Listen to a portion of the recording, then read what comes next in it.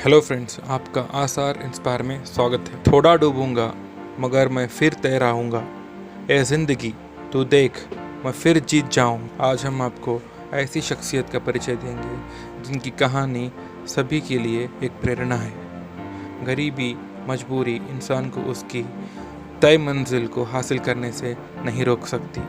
इसका जीता जागता मिसाल है गोविंद जायसवाल। अभी गोवा स्टेट में आईएएस ऑफिसर के तौर पर नियुक्त हैं। जी, आपने ठीक सुना, IAS, Indian administrative services, Bharat में सबसे मुश्किल मानी जाने वाली परीक्षा। आज हमारा वीडियो गोविंद जायसवाल के एडवेंचरस एक्सपीरियंस पे है। सबके माता पिता चाहते हैं कि उनके बच्चे अच्छा पढ़े और समाज में कुछ हासिल करें, अपना रुतबा बनाएं।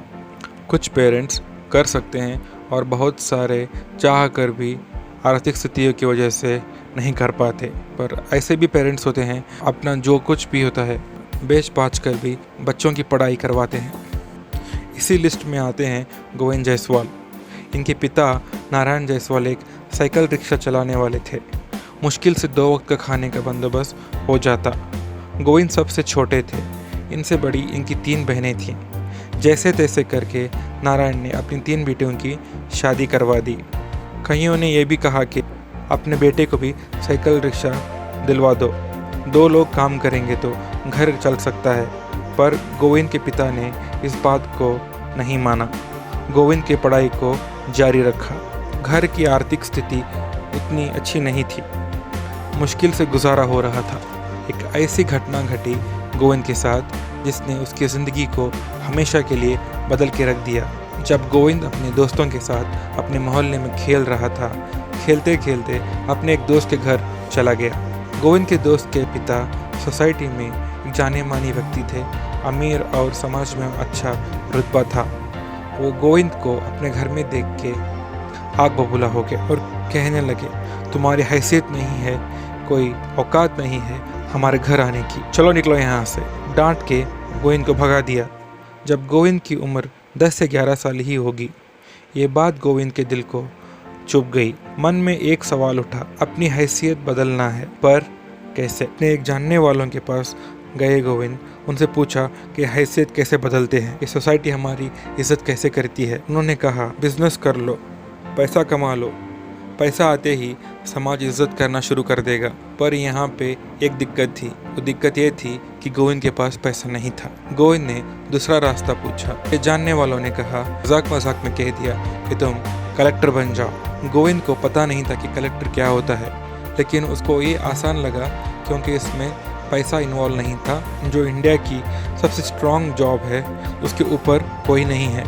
ये बात गोविंद के दिमाग में बैठ गई कि अब बनना है तो आईएएस ही।